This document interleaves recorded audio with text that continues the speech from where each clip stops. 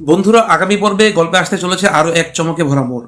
বনলতা চলে যাওয়ার পর কাপা হাতে সেই রহস্যময় খামটি খুলতে চায় অনুভব। রাজু উৎকণ্ঠায় তার পাশে দাঁড়িয়ে থাকে। দুজনের মনে অনেক একটাই প্রশ্ন, খামের ভিতর কি এমন আছে যা বনলতা এত রহস্য করে দিয়ে গেল। অনুভব ধীরে ধীরে খামটি খুলতে ভেতর থেকে বেরিয়ে আসে একটি পুরানো ছবি এবং একটি ছোট্ট চিঠি। ছবিটি দেখে অনুভব কয়েক মুহূর্তের জন্য একেবারে নিশ্চুপ হয়ে যায়। লাজু অবাক হয়ে ছবিটির দিকে তাকিয়ে থাকে। রাজু জিজ্ঞাসা করে, এটা কি? তুমি এতটা অবাক হয়ে গেলে কেন? অনুভব কোনো উত্তর দিতে পারে না। তার মুখে স্পষ্ট উদ্বেগের ছাপ। সেই চিঠিটি খুলে পড়তে শুরু করে। চিঠিতে লেখা ছিল, অনেক সত্যি লুকিয়ে রাখা যায় কিন্তু চিরদিনের জন্য নয়। সময় হলে সব মুখোশ খুলে যায়। এবার তোমাকে সিদ্ধান্ত নিতে হবে, সত্যিটা সবাইকে বলবে নাকি আরো বড় ঝড়ের অপেক্ষা করবে। চিঠিটি পড়ে অনুভব গভীর চিন্তা ডুবে যায়। লাজু বারবার জানতে চাইলেও সে কিছুই বুঝতে চায় না। ঠিক তখনই করিডোরে আবার কারো পায়ের শব্দ শোনা যায়। দুজনেই দরজার দিকে তাকায়। দরজা খুলতে দেখা যায় বনলতা আবার ফিরে আসে। তার হাতে আরেকটি ছোট্ট বাক্স। সেই বাক্সটি টেবিলের উপর রেখে শান্ত গলায় বলে, খামের উত্তর যদি জানতে চাও তাহলে আগে এই বাক্সটি খোলো।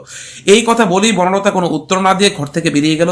অনুভব আর লাজু দুজনে বিস্মিত হয়ে বাক্সটির দিকে তাকিয়ে থাকে। ধীরে ধীরে অনুভব বাক্সটির ঢাকনা খুলে, ঢাকনা খুলতেই দুজনেই হতবাক হয়ে যায়। বাক্সের ভিতর এমন কি ছিল? কেন বনলতা একের পর এক রহস্যময় ইঙ্গিত দিয়ে যাচ্ছে?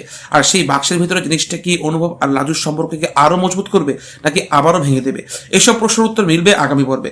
ভিডিওটি ভালো লাগলে একটি লাইক করুন, কমেন্টে জানান আপনাদের মতামত বাক্সের মধ্যে কি থাকতে পারে। আর এমন আরো নতুন আপডেট সবার আগে পেতে আমাদের ইউটিউব চ্যানেলটি সাবস্ক্রাইব করতে ভুলবেন না। ধন্যবাদ।